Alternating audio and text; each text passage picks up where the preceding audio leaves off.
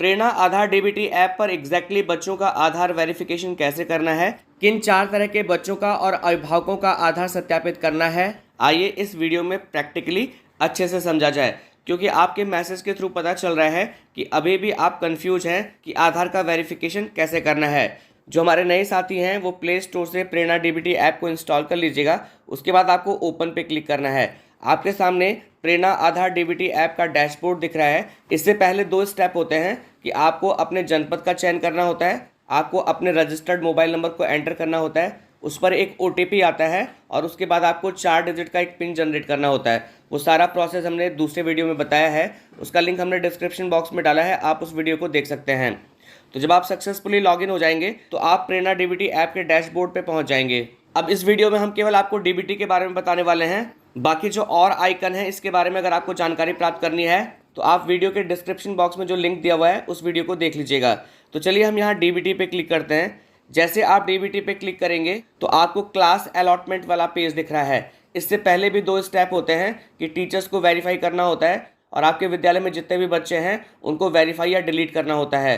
तो जो नए साथी पहली बार इस ऐप का इस्तेमाल कर रहे हैं वो जो वीडियो जिसका लिंक डिस्क्रिप्शन बॉक्स में दिया गया है उस वीडियो को देख लीजिए। आप टीचर्स को वेरीफाई करने और बच्चों को वेरीफाई करने का जो पूरा प्रोसेस है आप उस वीडियो में देख सकते हैं। इस पेज पे आते ही आप अपने नाम से अपनी कक्षा का अलॉटमेंट कर दीजिएगा। जैसे मैंने यहाँ पर कक्षा 4 का अलॉटमेंट अपने नाम से किया हुआ है, इसी तरह जो और टीचर्स हैं उन्होंने अपने अपने नाम से क्लास का अलॉटमेंट किया हुआ है। यहाँ पर आप ध्यान दीजिएगा, यहाँ पर आपको अपना अलॉटमेंट खुद करना है, आप किसी दूसरे टीचर का अलॉटमेंट नहीं कर सकते हैं। लेकिन जिस टीचर को जो अलॉटमेंट हुआ है वो आपके ऐप में भी दिखेगा। इसके बाद आपको नेक्स्ट पे क्लिक करना है। जैसे आप नेक्स्ट पे क्लिक करेंगे आपको आपके विद्यालय में नामांकित कुल बच्चे दिख जाएंगे। जैसे हमारे विद्यालय में 276 बच्चे नामांकित हैं।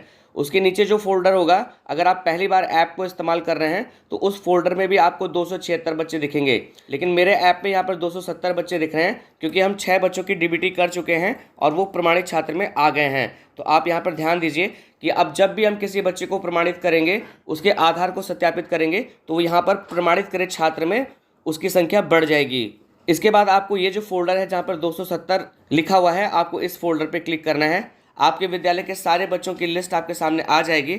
अब आपको एक एक करके सभी बच्चों का डीबीटी करना है।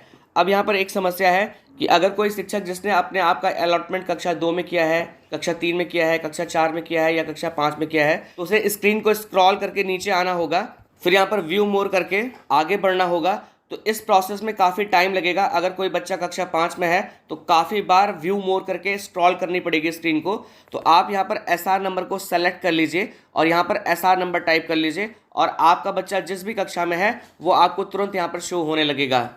तो चलिए हम पहला केस डिस्कस करने वाले हैं कि अगर कोई पिछले सत्र का बच्चा है तो देखिए पिछले सत्र में भी आपने डीबीटी की थी, तो पिछले सत्र में आपने अभिभावक का आधार सत्यापित किया था और अकाउंट की फीडिंग की थी, बच्चे का आधार सत्यापित नहीं हुआ था। तो सबसे पहला जो केस है उसमें आपको जो पिछले सत्र के बच्चे हैं उन बच्चों का आधार सत्यापित करना होगा। और अगर ऐसा कोई बच्चा है जिसका आधार नहीं बना है तो उसका फॉर्म भरवाकर आपको तत्काल उसका आधार बनवाना होगा।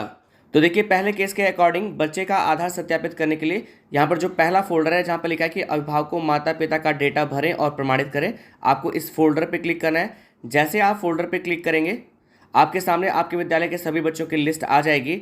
अब जैसा कि आपने देखा कि मैंने अपना अलॉटमेंट कक्षा 4 में किया था, तो कक्षा 4 के बच्चे को तुरंत खोजने के लिए हम यहाँ SR नंबर वाले ऑप्शन पे क्लिक करेंगे और अब बच्चे का जो SR नंबर है वो हम यहाँ पर टाइप करेंगे। देखिए यहाँ पर SR नंबर टाइप जब आप करेंगे तो तुरंत आपको SR नंबर नहीं दिखेगा और उस बच्चे की डिटेल भी आपको नहीं दिखेगी। आप थोड़ा सा वेट करिएगा। SR नंबर टाइप करने के बाद थोड़ा सा समय लगेगा और आपको बच्चे की डिटेल दिख जाएगी। तो हम यहाँ पर बच्चे का SR नंबर टाइप कर देते हैं। देखिए हमने SR नंबर टाइप कर दिया लेकिन अभी हमें SR नंबर यहाँ पर दिख नहीं रहा है, न तो बच्चे का विवरण दिख रहा है। तो थोड़ा सा आप वेट कर लीजिए।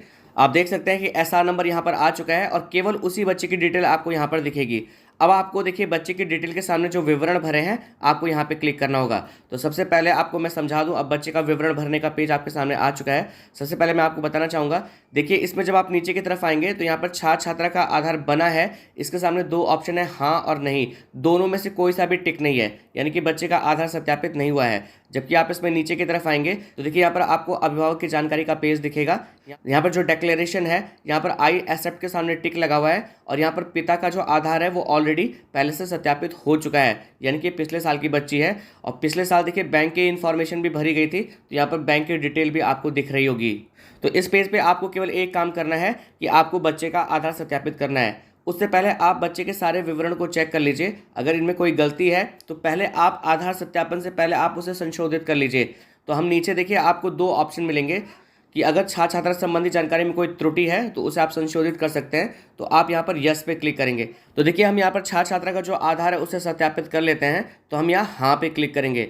जैसे आप हाँ पे क्लिक करेंगे, सबसे पहले आपको छात्र छात्रा का नाम आधार के अनुसार भरना है। तो आधार पे जो नाम है एग्जैक्टली वही नाम हम यहाँ पे टाइप कर देते हैं। बच्चे का नाम हमने यहाँ पे टाइप कर दिया है। यहाँ पर मैं आपको बताना चाहूँगा कि बच्चे का नाम आप कैपिटल लेटर में, स्मॉल लेटर में, किसी में भी टाइप करिए, लेकिन एग्जैक्टली आधार के अकॉर्डिंग होना चाहिए। जो बच्चे का लिंक है जब आपने रजिस्ट्रेशन किया था तो उस समय जो आपने यहाँ पर चयन किया था वो आपको यहाँ पर दिखेगा। उसके बाद आपको जन्म तिथि एंटर करनी होगी। तो आधार पे जो जन्म तिथि है आप कैलेंडर वाले बॉक्स पे क्लिक कर लीजिए। सबसे पहले यहाँ पर जहाँ पर 2022 लिखा हुआ है हम यहाँ पे क्लिक करेंगे। ईयर की लिस्ट आपके सामने आ जाएगी। जो भी बच्ची का बर्थ ईयर है वो आप सेलेक्ट कर लीजिए। इस बच्ची का बर्थ ईयर 2013 है तो 2013 हमने यहाँ पे सेलेक्ट कर लिया।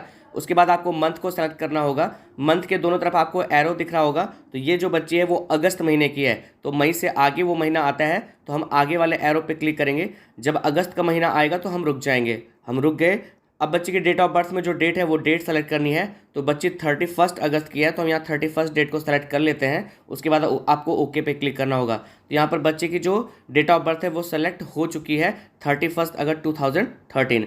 उसके बाद देखिए केयर ऑफ सन ऑफ का छात्र छात्रा के साथ संबंध आधार के अनुसार। तो देखिए बच्चों के आधार के पीछे केयर ऑफ सन ऑफ में माता या पिता का नाम होता है या गार्जियन का नाम होता है। तो आपको उसमें देख लेना है कि बच्चे के अभिभावक का नाम क्या है, वही एग्जैक्टली आपको यहाँ पे टाइप करना होगा। तो आप आधार के पीछे देख लीजिए कि केयर ऑफ सन ऑफ में किसका नाम है। तो इस बच्ची के पिता का नाम है, तो आप सेलेक्ट वाले बॉक्स पे क्लिक करेंगे। तो यहाँ से आपको पिता वाला ऑप्शन सेलेक्ट करना होगा। उसके बाद केयर ऑफ सन ऑफ में जिसका भी नाम है, जैसे यहाँ पर पिता का नाम है तो पिता का नाम एग्जैक्टली वैसे ही भर दीजिए जैसा कि बच्ची के आधार में लिखा है। हम यहाँ पर बच्ची के पिता का नाम टाइप कर देते हैं। पिता का नाम टाइप करने के बाद आपको बच्चे का आधार नंबर यहाँ पर एंटर करना है। तो हम यहाँ पर बच्चे का आधार टाइप कर देते हैं। बच्ची का आधार नंबर एंटर करने के बाद आपको क्लिक हियर टू वेरीफाई आधार पे क्लिक करना होगा। यहाँ पर बच्चे की डिटेल आपको दोबारा दिखाई देगी। तो अगर आपको इसमें कोई गलती लगती है तो आप यहाँ से कैंसिल करके और फिर से आप वो संशोधन कर लीजिए। अगर कोई गलती नहीं है तो आपको यहाँ प्रोसीड पे क्लिक करना है। थोड़ी देर प्रोसेसिंग होगी और देखिए यहाँ पर मैसेज आ जाएगा कि छात्र छात्रा का आधार सफलतापूर्वक प्रमाणित हुआ। अगर कोई गलती होगी तो यहाँ पर आधार सत्यापन नहीं हुआ है, कुछ इस तरह का मैसेज आएगा। तो जो हमारा पहला केस था कि हमें केवल बच्चे का आधार सत्यापित करना था, वो केस हमने आपके साथ में डिस्कस किया। अभिभावक का आधार ऑलरेडी सत्यापित हो चुका है, तो इस पर आपको कोई कार्य करने की आवश्यकता नहीं है। देखिए पिछले बार तो अकाउंट की डिटेल भी भरी गई थी, लेकिन इस बार आपको अकाउंट की डिटेल नहीं भरनी है, क्योंकि कहा गया है कि इस बार जो डीबीटी से पैसा जाने वाला है वो आधार बेस्ड ट्रांजैक्शन से जाने वाला है। तो आधार से जो भी खाता लिंक होगा उसमें पैसा चला जाएगा, आपको अकाउंट की डिटेल नहीं भरनी होगी। इसी के साथ ही साथ आप दो काम और कर लीजिएगा कि यहाँ पर जहाँ पर पता, गांव, पोस्ट और जिला लिखा हुआ है, यहाँ पर आपको इस बार फिर से बच्चे का जो पता है वो भरना होगा। तो हम बच्चे का पता यहाँ पर एंटर कर देते हैं। पते के साथ ही साथ आपको यहाँ पर पिन कोड भी एंटर करना होगा, तो हम पिन कोड यहाँ पर एंटर कर देते हैं। पिन कोड एंटर करने के बाद आपको सबसे लास्ट में आना है और आपको यहाँ वेरीफाई पे क्लिक करना है। तो जैसे आप वेरीफाई पे क्लिक करेंगे, देखिए यहाँ पर डेटा ऑटोमेटिक सिंक हो गया। यहाँ पर जो संख्या होगी, देखिए प्रमाणित छात्र में आपको संख्या एक बढ़ी हुई दिख रही होगी। यहाँ पर संख्या 7 दिखेगी। और बाय द वे आपने जिस बच्चे को अभी प्रमाणित किया उसकी संख्या आपको यहाँ पर इंक्रीज होती हुई नहीं दिखेगी। तो आपको यहाँ पर सर्वर पर भेजे गए डाटा रिपोर्ट पे क्लिक करना है और यहाँ पर वो बच्चे जो आपने अभी जिसका डिटेल भरा है उसकी डिटेल आपको यहाँ पर दिख जाएगी।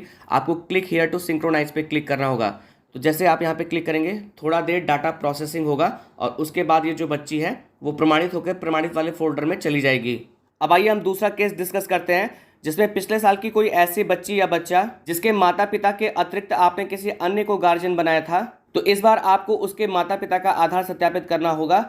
अगर माता पिता जीवित हैं तो आपको माता या पिता में से किसी का आधार सत्यापित करना होगा, और अगर माता पिता नहीं है तो आप उस केस में उसी गार्जियन को दोबारा से सत्यापित कर सकते हैं। फिलहाल जिस बच्ची का हम विवरण भरने वाले हैं, पिछली बार हमने उसके लोकल गार्जियन का आधार सत्यापित किया था और इस बार हम उसके माता का आधार सत्यापित करेंगे। तो आपको यहाँ पर जो फोल्डर है जिसमें अभिभावक को माता पिता का डेटा भरें और प्रमाणित करें, इस फोल्डर पे आपको क्लिक करना होगा। हम फिर से बच्चे का जो एसआर नंबर है वो यहाँ पर एंटर कर देते हैं। बच्चे का एसआर नंबर एंटर करने के बाद थोड़ा सा वेट करने के बाद बच्चे की डिटेल सामने आ जाएगी। फिर हम यहाँ पर विवरण भरे पे क्लिक करेंगे। देखिए यहाँ पर लिखा है कि छात्र छात्रा का आधार बना है कि नहीं, तो यहाँ पर दोनों ऑप्शन टिक नहीं है, तो हम यहाँ पर हाँ पे क्लिक करेंगे। इसमें आपको नीचे की तरफ आना है। सबसे पहले छात्र छात्रा का नाम आधार के अनुसार भरना है, तो हम यहाँ पर बच्चे का नाम भर देते हैं। उसके बाद बच्चे की जन्म तिथि हम यहाँ पर एंटर कर देते हैं। उसके बाद केयर ऑफ सन ऑफ में पिता का नाम है, तो हम यहाँ पर पिता को सेलेक्ट कर लेते हैं। उसके बाद केयर ऑफ सन ऑफ में जो पिता का नाम है एग्जैक्टली वही हम यहाँ पर टाइप कर देते हैं। उसके बाद छात्र छात्रा का आधार नंबर हम यहाँ पर एंटर कर देते हैं। अब उसके बाद आपको क्लिक हियर टू वेरीफाई आधार पे क्लिक करना होगा। फिर से बच्चे की डिटेल सामने आएगी। कोई गलती है तो कैंसिल करके संशोधित कर लीजिए, अगर कोई गलती नहीं है तो आप प्रोसीड पे क्लिक करिए।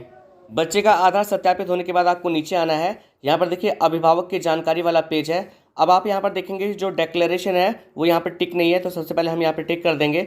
उसके बाद इसका आधार सत्यापित किया जाना है, तो आपको यहाँ पर माता पिता में से किसी को सेलेक्ट करना होगा, तो हम यहाँ पर माता को सेलेक्ट कर लेते हैं। अब आप यहाँ पर आधार कार्ड को स्कैन करके भी आधार का सत्यापन कर सकते हैं, या आप यहाँ पर आधार का नंबर डाल दीजिए। उसके बाद आपको अभिभावक का नाम यहाँ पर डालना होगा, तो हम अभिभावक का नाम यहाँ पर डाल देते हैं। फिर सबसे लास्ट में आपको मोबाइल नंबर एंटर करना होगा। मोबाइल नंबर एंटर करने के बाद आपको क्लिक हियर टू वेरीफाई आधार पे क्लिक करना होगा। जैसे आपने क्लिक हियर टू वेरीफाई आधार पे क्लिक किया, यहाँ पर लिखा हुआ आया कि सफलतापूर्वक प्रमाणित हुआ। अब आपको सबसे लास्ट में अपडेट एंड सेव पे क्लिक करना होगा, लेकिन उससे पहले आपको यहाँ पर एड्रेस टाइप करना होगा, तो हम एड्रेस टाइप कर देते हैं। उसके बाद आप पिन कोड भी एंटर कर दीजिएगा। पिन कोड एंटर करने के बाद आपको यहाँ पर अगर कोई संशोधन करना है तो हाँ, नहीं करना है तो नो पे क्लिक करना है, और सबसे लास्ट में आपको अपडेट एंड सेव पे क्लिक करना है। तो देखिए अब एक संख्या और यहाँ पर इंक्रीज हो गई, लेकिन आप डेटा को सिंक्रोनाइज जरूर कर दीजिएगा। अब आइए तीसरा केस डिस्कस कर लेते हैं कि इस बार जब आपने नया रजिस्ट्रेशन किया है तो अगर किसी बच्चे का आधार सत्यापित नहीं हुआ है तो आपको बच्चे का आधार सत्यापित करना होगा। अगर आपने अभिभावक का आधार भी सत्यापित नहीं किया था तो अभिभावक का भी आधार सत्यापित करना होगा। और अगर आपने दोनों का आधार सत्यापित किया था रजिस्ट्रेशन के टाइम पे, तो इसमें आपको कुछ भी करने की आवश्यकता नहीं है। तो देखिए हम यहाँ पर जो फोल्डर रखे अभिभावकों माता पिता का डाटा भरें और प्रमाणित करें, यहाँ पर क्लिक करेंगे। हम इस तरह के एक बच्चे का एसआर नंबर यहाँ पर एंटर करते हैं। बच्चे की डिटेल सामने आ चुकी है। हम यहाँ विवरण भरे पे क्लिक करेंगे। फिर आपको यहाँ पर नीचे आना है। देखिए यहाँ पर छात्र छात्रा का आधार सत्यापित नहीं हुआ है, जबकि हम यहाँ नीचे देखते हैं तो हमने रजिस्ट्रेशन के टाइम पर बच्चे के अभिभावक का आधार सत्यापित किया था, तो हम यहाँ पर केवल बच्चे का आधार सत्यापित करेंगे। हम यहाँ पर छात्र छात्रा का आधार बना है, हाँ पे क्लिक करेंगे और सारी डिटेल यहाँ पर भर देंगे। हमने सारी डिटेल फिल कर दी है। उसके बाद हम यहाँ पर क्लिक हियर टू वेरीफाई आधार पे क्लिक करेंगे। उसके बाद हम प्रोसीड पे क्लिक करेंगे। आप देख सकते हैं यहाँ पर छात्र छात्रा का आधार सफलतापूर्वक प्रमाणित हो गया है, ऐसा मैसेज आ चुका है। अब आपको सबसे लास्ट में वेरीफाइड पे क्लिक करना है। उससे पहले आप एड्रेस और पिन कोड भर दीजिएगा। एड्रेस और पिन कोड भरने के बाद हम यहाँ वेरीफाई पे क्लिक करेंगे। तो देखिए यहाँ पर संख्या फिर से इंक्रीज हो गई प्रमाणित करें छात्र में। उससे पहले आप सर्वर पर भेजे गए डाटा रिपोर्ट में जाकर और बच्चे की डिटेल को सिंक्रोनाइज कर दीजिएगा। अब देखिए एक बच्चे की डिटेल हम आपको और दिखाते हैं, जिसमें बच्चे का और अभिभावक का दोनों का जो आधार है वो रजिस्ट्रेशन के टाइम पे सत्यापित था, तो उसमें आपको कुछ भी करने की आवश्यकता नहीं है। देखिए यहाँ पर कक्षा 1 की जो बच्ची है, सबसे पहली बच्ची, इसके सामने जब हम विवरण भरे पे क्लिक करेंगे तो यहाँ पर आप देख सकते हैं कि छात्र छात्रा का आधार सफलतापूर्वक प्रमाणित हुआ है, और सबसे लास्ट में आप देखेंगे कि अभिभावक का भी जो आधार है वो सत्यापित है, क्योंकि रजिस्ट्रेशन के टाइम पे हमारे पास दोनों का आधार था तो हमने उसी समय सत्यापित कर दिया था। तो यहाँ पर भी आपको कुछ करने की आवश्यकता नहीं है, बस आपको यहाँ पर वेरीफाई पे क्लिक करना होगा। और उससे पहले आप यहाँ पर पता, पिन कोड और यहाँ पर नो कर दीजिएगा। जहाँ पर बच्चे के डिटेल को एडिट करने का ऑप्शन होता है, यहाँ पर नो पे क्लिक करके और सबसे लास्ट में आप वेरीफाई पे क्लिक कर दीजिएगा। तो हम आशा करते हैं कि इस वीडियो के माध्यम से जो जानकारी आप तक साझा की गई, आपके साथ जो केसेस डिस्कस किए गए, उससे आपके कंसेप्ट क्लियर हुए होंगे। वीडियो देखने के लिए आप सभी लोगों का बहुत बहुत धन्यवाद।